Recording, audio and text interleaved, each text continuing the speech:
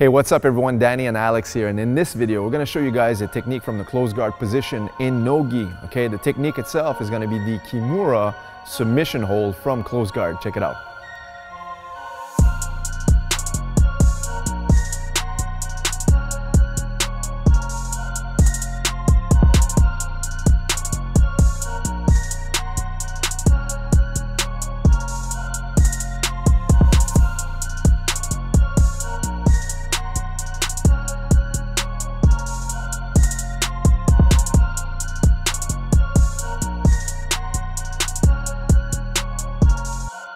The Kimura hold was named after the famous Japanese fighter Masahiko Kimura, who once defeated the Grandmaster Helio Gracie in a challenge match back in 1951.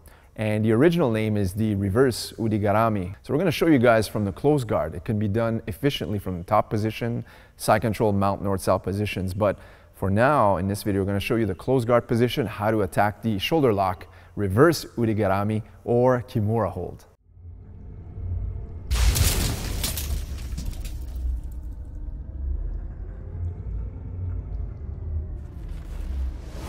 All right, everyone, so I'm here in a closed guard position with Alex, okay? So Alex is inside my legs and his hands are posted on each side of my body like this. This is a perfect opportunity for me to attack this shoulder lock. So what I need to do is the basic application for you guys to understand is always trapping the wrist. So I'm gonna do it towards you guys on the camera, is trapping the wrist. Notice how I move my shoulders like this. Sometimes if I trap the wrist with my arm bent, it's not going to be very efficient for me to have that good leverage to trap his arm. So I need to move sideways like this. Now, look at this. I have a full extension of my arm so I can seize his wrist. Okay, so now, once I seize the wrist, notice how I use my thumb around his wrist. Now I'm going to uncross my legs, and on the back foot, which is my right leg, I'm going to post on the mat so I can actually move my hips away from Alex. All right? Once I'm here, I'm going to snake my free arm right across his tricep, right here, okay? So once I bring my arm inside, trap my own wrist. Notice how I go over the tricep and not around the forearm like this. So I'm gonna go over his tricep, trap my own wrist. Now from this position here, this is the key, guys, watch this.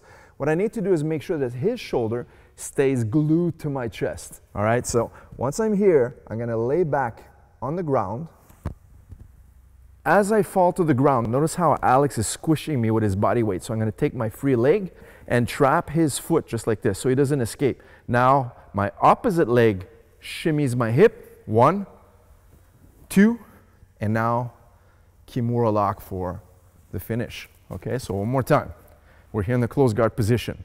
Trap the wrist. I move up. I post onto my elbow, trap the arm, grab my own wrist.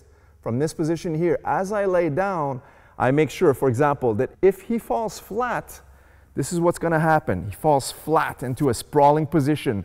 My left foot goes around his leg. If he stays upright on his knees into a turtle position, go back up on your knees. Now it's harder to trap his foot, so I'm going to go over his hip. And now I'm going to shimmy, turn, and apply the submission hold. All right, so I'm going to have Alex do one repetition on me now. In this case, Alex is a little bit shorter than me. So when he goes up to reach out for his wrist, sometimes it doesn't always get through. So notice how he made that adjustment, okay? So he goes near the elbow to trap his own wrist. That gives him a better grip. And now as he lies down to the mat, he brings my shoulder and keeps it glued to his chest. That's very important. Now he's going to bring his leg above my back to make sure I don't escape. And watch this. He's going to do 1 shimmy, 2, and 3. And this drops my body weight and my shoulder to the mat for the finish. Now, the small detail that's very important to finish the Kimura lock is to use your body weight as you're finishing the submission hold and not just the arm strength. Watch this. So he imagines that my forearm is a windshield wiper like this. So when he has this lock, and he's already turned to the side. Watch how he turns his body. 1, 2. And for the finish, he's going to imagine he wants to bring my palm above my head onto the mat by using the twist of his body weight. Tap right there. So this technique requires leverage and positioning above strength. All right, guys, I want to cover a couple of common mistakes that people will do when they do the Kimura from this closed guard position, okay? Number one is when they grab the wrist and they come up, they're going to wrap around the forearm or the wrist area like this. Now, it makes it very easy for me to escape because my elbow is free. If my elbow is free, I can free my arm, right? So from this position, Alex is going to make sure to trap over my tricep, over the elbow. Watch this, see? Now, everything is snug against his own body, brings his chest to my shoulder. If I try to pull out using the strength of my arm, it's going to be very difficult. To bring me down is common mistake number two.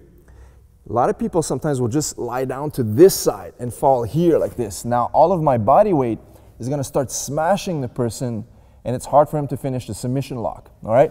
So once he's here and he comes up, as he traps around the arm, he's going to lie down flat on his back for only 1 second. As soon as he hits the mat, leg catches my back and immediately starts to shrimp sideways, shimmy his hips, and now that makes my shoulder fall towards the mat, and from here, could easily finish.